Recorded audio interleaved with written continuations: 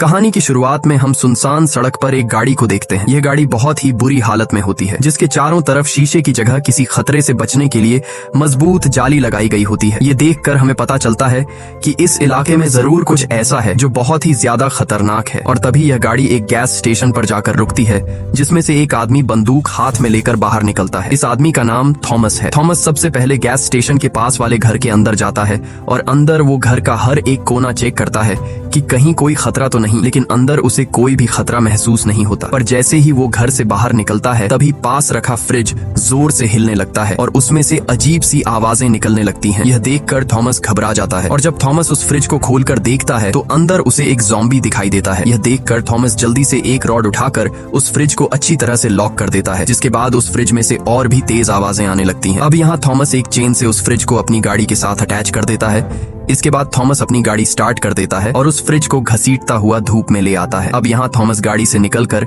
उस फ्रिज से थोड़ी दूरी पर खड़ा होकर बंदूक से फ्रिज के लॉक को शूट करके तोड़ देता है और तभी उस फ्रिज में से एक ज़ॉम्बी बाहर निकलता है। बाहर निकलते ही जैसे उस ज़ॉम्बी के बॉडी पर सूरज की रोशनी पड़ती है, वो ज़ॉम्बी जलने लगता है और उसकी बॉडी से धुआं निकलते हुए तड़प रहा होता है। कुछ देर बाद देखते ही देखते वो ज़ॉम्बी मारा जाता है। ये देखकर हमें पता चलता है कि यह ज़ॉम्बी सूरज की रोशनी को बर्दाश्त नहीं कर सकते। सूरज की रोशनी इनकी स्किन को जलाती है, जिस वजह से ये ज़ॉम्बी दिन में सोते हैं और रात को शिकार के लिए बाहर निकलते हैं। अब यहाँ थॉमस वापस गाड़ी में बैठकर आगे की तरफ निकल पड़ता है और कुछ ही देर बाद वो एक शहर में पहुंचता है, जहाँ थॉमस खाना ढूंढने के लिए एक बड़े घर के अंदर घुसता है। घर के अंदर घुसते ही हम देखते हैं कि घर का सारा सामान यहाँ वहाँ बिखरा पड़ा है। तब थॉमस बहुत ही चौकन्ना होकर घर के हर एक कोने को देखता है कि कहीं यहाँ पर ज़ॉम्बी तो नहीं, और तभी उसे किचन में एक मरा हुआ आदमी दिखाई देता है जिसे ज़ॉम्बी ने मार दिया था। यह देखकर थॉमस अलर्ट हो जाता है और जैसे ही वो कुछ और आगे बढ़ता है, तभी उसे सामने एक दूसरा मरा हुआ आदमी दिखाई देता है। अब थॉमस जब इस आदमी के करीब जाता है, तभी उसे सामने दरवाजे पर एक आदमी खड़ा हुआ दिखाई देता है, जो बिल्कुल भी हिलडुल नहीं रहा था और एक ही जगह पर खड़ा हुआ था। यह देखकर थॉमस उसे बात करने लगता है, लेकिन वो आदमी कोई भी जवाब नहीं देता। जवाब न मिलने पर थॉमस उस पर गोली चलाने लगता है, पर गोली लगने के बावजूद वो आदमी जरा सा भी नहीं हिलता। ये देखकर थॉमस कंफ्यूज हो जाता है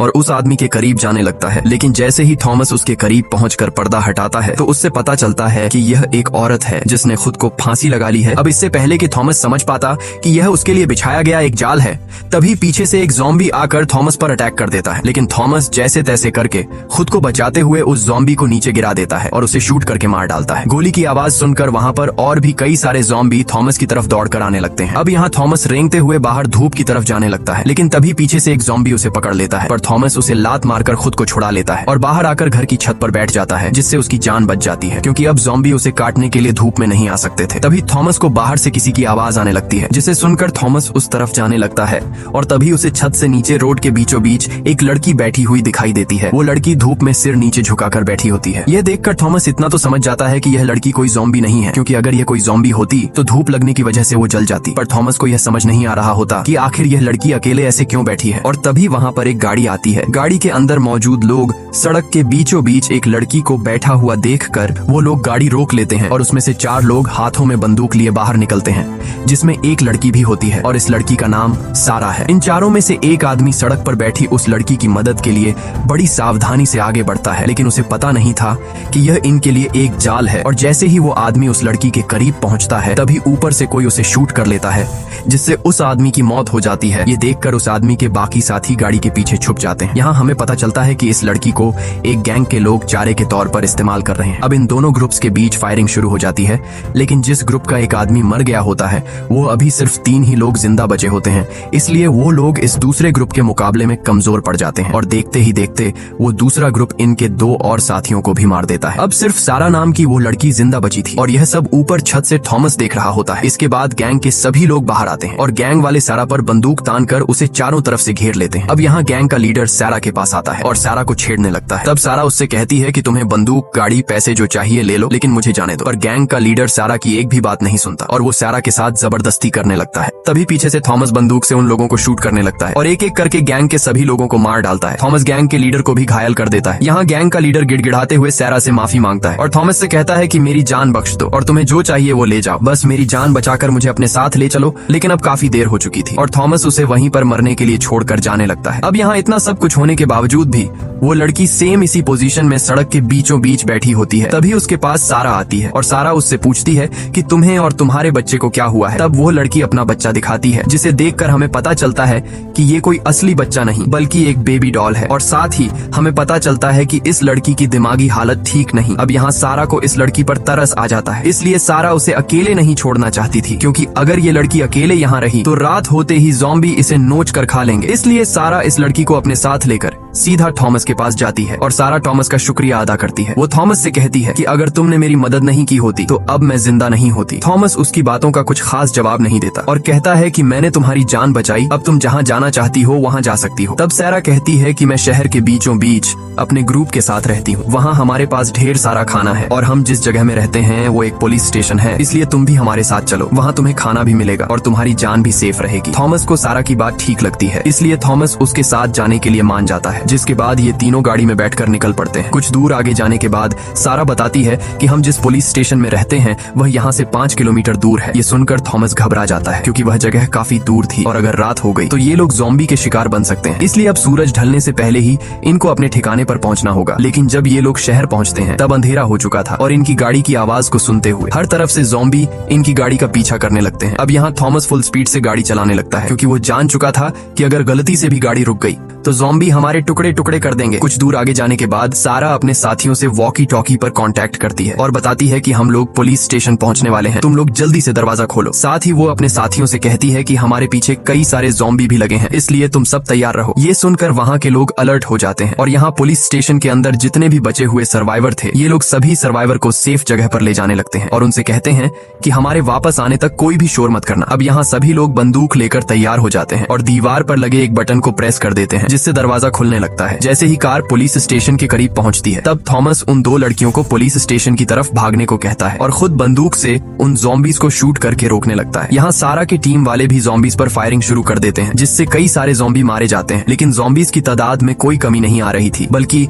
आसपास जितने भी ज़ॉम्बीज थे वो सभी गोली की आवाज सुनकर इनकी तरफ बढ़ने लगते हैं। इसलिए अब थॉमस भी जल्दी से पुलिस स्टेशन के अंदर आ जाता है। थॉमस के अंदर आते ही दरवाजा बंद होने लगता है। जैसे ही दरवाजा बंद होने वाला होता है तभी थॉमस बाहर एक बड़ा मॉन्स्टर ज़ॉम्बी देखता है, जिसने अपने चेहरे को चादर से ढक दिया होता है। उस ज़ॉम्बी को देखकर थॉमस उस पर कई सारी गोलियां चलाता है, लेकिन उस ज़ॉम्बी पर गोलियों का असर ही नहीं हो रहा था और वो ज़ॉम्बी थॉमस को काफी गुस्से से देख रहा होता है। साथ ही थॉमस भी उस ज़ॉम्बी को काफी गुस्से से घूरने लगता है। यह देखकर हमें पता चलता है कि ये दोनों एक दूसरे को पहले से जानते हैं और इनकी आपस में पहले से दुश्मनी है। अब यहाँ दरवाजा बंद होने के बाद एक बूढ़ा आदमी जो यहाँ का चीफ है वह सारा से पूछता है कि यह आदमी कौन है और तुम्हारे साथ क्या कर रहा है। तब सारा बताती है कि हम पर एक गैंग के कुछ लोगों ने हमला कर दिया था, जिसमें मेरे साथ 3 लोग मारे गए और मैं भी उस गैंग वालों के हाथ मरने ही वाली थी, लेकिन तभी वहाँ पर थॉमस आ गया और थॉमस ने मेरी जान बचाई। अब यहाँ चीफ थॉमस से पूछता है कि तुम कौन हो और यहाँ क्या करने आए हो। तब थॉमस बताता है कि मैं इस शहर में अकेला रहता हूँ और हर रोज जहाँ पर भी मुझे ज़ॉम्बीज नजर आते हैं मैं उन्हें मार देता हूँ, क्योंकि इन ज़ॉम्बीज की वजह से मेरी वाइफ की जान चली गई और जब तक मैं अपनी वाइफ के कातिल ज़ॉम्बी को मार नहीं देता तब तक मैं ज़ॉम्बीज को मारता रहूंगा। ये सुनकर चीफ को थॉमस की बातों पर यकीन होने लगता है और उसे आज रात यहीं पर गुजारने का इजाजत दे देता है। लेकिन चीफ के इस फैसले से वहाँ पर खड़ा इनका एक साथी खुश नहीं होता और कहता है कि थॉमस भी उसी गैंग का आदमी है जिन्होंने हमारे 3 साथियों को मार दिया है और थॉमस यहाँ आकर हमारा खाना और बंदूकें चुराना चाहता है। ये सुनकर फिर से इनके बीच बहस छिड़ जाती है। तब यहाँ सारा सभी को शांत करती है और बात को पलटते हुए कहती है कि मैंने प्लेन की जगह ढूंढ ली है। ये सुनकर सभी लोग सारा की बात को सुनने लगते हैं। तब सारा सभी को प्लेन का फोटो दिखाती है और मैप में एक जगह की तरफ इशारा करते हुए कहती है कि प्लेन यहीं पर है, जो बिल्कुल ठीक हालत में है और ये प्लेन यहाँ से 150 किलोमीटर दूर है। इसलिए अगर आज रात हम लोगों ने सर्वाइव कर लिया तो कल हम लोग प्लेन के पास पहुंचकर इस शहर को हमेशा के लिए छोड़कर जा सकते हैं। सारा की यह बात सुनकर सभी काफी खुश हो जाते हैं, लेकिन इन्हें इस बात की खबर नहीं थी कि यहाँ अब एक रात भी गुजारना काफी मुश्किल है, क्योंकि उन ज़ॉम्बीज को इनके ठिकाने का पता चल चुका है। यहाँ चीफ थॉमस से कहता है कि तुमने सारा की जान बचाई है और सारा ने तुम्हारे बारे में काफी अच्छी बातें की हैं, लेकिन मुझे अब भी तुम पर पूरा भरोसा नहीं है, इसलिए आज रात तुम यहाँ पर रह तो सकते हो, लेकिन सोने से पहले तुम्हें अपनी बंदूक हमें देनी होगी, नहीं तो तुम यहाँ से जा सकते हो। अब यहाँ थॉमस बंदूक देने से इनकार कर देता है, लेकिन तब सारा उसके पास आती है और उससे कहती है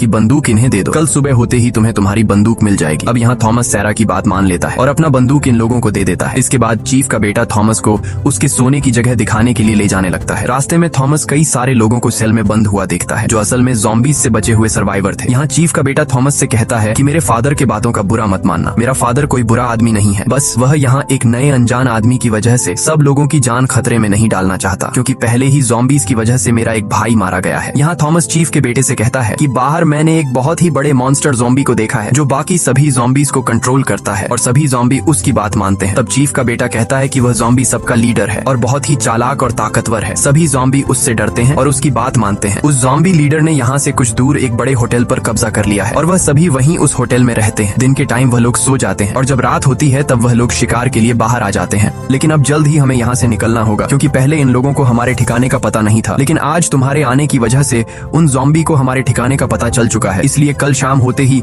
वो लोग हम पर हमला करेंगे। इसके बाद चीफ का बेटा थॉमस को एक सेल में बंद कर देता है और थॉमस सेल में सो जाता है। रात में थॉमस को अपनी वाइफ का सपना आता है जिसमें उसकी वाइफ थॉमस से कहती है कि तुमने मेरा बदला लिया या नहीं। ये सपना आते ही थॉमस की आंख खुल जाती है और वह अपने सामने वाले सेल में सैरा को देखता है जो काफी टाइम से थॉमस को देख रही थी। सैरा उससे माफी मांगती है कि हमें तुम्हें सेल में बंद करना पड़ा, लेकिन हमने ये सब कुछ तुम्हारे हिफाजत के लिए किया है। यहाँ इन दोनों के बीच बातचीत होने लगती है और तभी सैरा थॉमस के बाजू पर किसी का नाम लिखा हुआ देखती है। ये देखकर सैरा पूछती है कि यह नाम तुमने किसका लिखा है? तब थॉमस बताता है कि ये मेरी वाइफ का नाम है। मेरी वाइफ के अलावा मेरा इस दुनिया में और कोई भी नहीं था और उसे भी ज़ॉम्बी लीडर ने मार दिया। अब मैं जब तक उस ज़ॉम्बी लीडर को मारकर अपनी वाइफ का बदला नहीं ले लेता तब तक मैं सुकून से नहीं रहूंगा। ये सुनकर सैरा कहती है कि वो ज़ॉम्बी लीडर बहुत ही खतरनाक है, उसे मारना इतना आसान नहीं। तब थॉमस कहता है कि मैं पिछले 1 साल से उस दिन का इंतजार कर रहा हूँ कि मेरा सामना कब उस ज़ॉम्बी लीडर से होगा। यहाँ सैरा थॉमस से कहती है कि कल हम लोग प्लेन से एक ऐसी जगह जाने वाले हैं जहाँ ज़ॉम्बी कभी भी नहीं आ सकते क्योंकि वह जगह एक रेगिस्तान के बीचों बीच है। इसीलिए अगर ज़ॉम्बी वहाँ आने की कोशिश करेंगे तब वो लोग धूप में जलकर मारे जाएंगे। इसलिए कल अगर तुम हमारे साथ जाना चाहते हो तो हमारे साथ जा सकते हो। यह कहकर सैरा वहाँ से चली जाती है। अब यहाँ सेल में मौजूद सभी लोग सो रहे होते हैं और गार्ड्स बाहर पहरा दे रहे होते हैं। तभी कंट्रोल रूम में चीफ का बेटा देखता है कि सीसीटीवी काम नहीं कर रहा। ये देखकर उसे कुछ समझ नहीं आता कि अचानक कैमरा खराब कैसे हो गया। यहाँ हम एक पहरा देने वाले गार्ड को देखते हैं जिसे काफी अजीब सी आवाज सुनाई देती है। अब आवाज को फॉलो करते हुए जब वो गार्ड उस तरफ जाता है तभी पीछे से एक ज़ॉम्बी उस पर हमला कर देता है और वो ज़ॉम्बी उस गार्ड को मार देता है। इसके बाद वो ज़ॉम्बी थॉमस के सेल की तरफ जाता है और वहाँ खड़े एक गार्ड पर हमला कर देता है। गार्ड को मारने के बाद वो ज़ॉम्बी थॉमस के सेल के पास आता है, लेकिन अच्छी बात यह थी कि सेल लॉक था जिस वजह से वो ज़ॉम्बी थॉमस पर हमला नहीं कर पाता और वहाँ से दूसरी तरफ चला जाता है। अब यहाँ मौका मिलते ही थॉमस एक नुकीले पिन से अपने सेल का लॉक खोल देता है और सेल से बाहर आ जाता है। दूसरी तरफ वो ज़ॉम्बी एक दूसरे गार्ड पर हमला कर देता है और उसके हाथ को काट देता है। अब यहाँ पूरे जेल में हलचल मच जाती है और सभी लोग दौड़ते हुए खुद को बचाने के लिए एक बड़े से सेल के अंदर घुस जाते हैं, लेकिन तभी वहाँ पर वो ज़ॉम्बी पहुंच जाता है और वो सेल के दरवाजे को खोलने की कोशिश करता है। ये देखकर सेल के अंदर मौजूद सभी लोग काफी ज्यादा घबरा जाते हैं और अब जैसे ही वो ज़ॉम्बी जोर लगाकर दरवाजा खोलने ही वाला होता है तभी वहाँ पर थॉमस आ जाता है और थॉमस ज़ॉम्बी को सिर में शूट करके मार डालता है और इन लोगों की जान बचा लेता है। ज़ॉम्बी को मरा हुआ देखकर सब लोग सुकून की सांस लेते हैं और मन ही मन थॉमस का शुक्रिया अदा करते हैं। कुछ देर बाद वहाँ पर गार्ड्स आ जाते हैं और गार्ड्स देखते हैं कि हमारे पहुंचने से पहले ही थॉमस ने उस ज़ॉम्बी को मार दिया है और ये सब यहाँ का चीफ भी देख लेता है। अब जब सभी लोग अपने अपने सेल की तरफ जाने लगते हैं तब एक गार्ड के हाथ से खून निकलते हुए एक दूसरा गार्ड देख लेता है। ये देखकर सभी गार्ड्स उस आदमी से दूर खड़े हो जाते हैं क्योंकि ज़ॉम्बी के काटने की वजह से अब वो गार्ड किसी भी टाइम ज़ॉम्बी बन सकता है। इसलिए सभी लोग उस गार्ड को मारने का फैसला कर लेते हैं और वो गार्ड भी समझ जाता है कि यह लोग मुझे मारने वाले हैं। इसीलिए वो गार्ड अपने बेटे से कहता है कि बेटा तुम कमरे के अंदर चले जाओ, मैं किसी काम से बाहर जा रहा हूँ। यह सुनकर उस गार्ड की वाइफ रोते हुए अपने बेटे को लेकर रूम के अंदर चली जाती है। अब देखते ही देखते वो गार्ड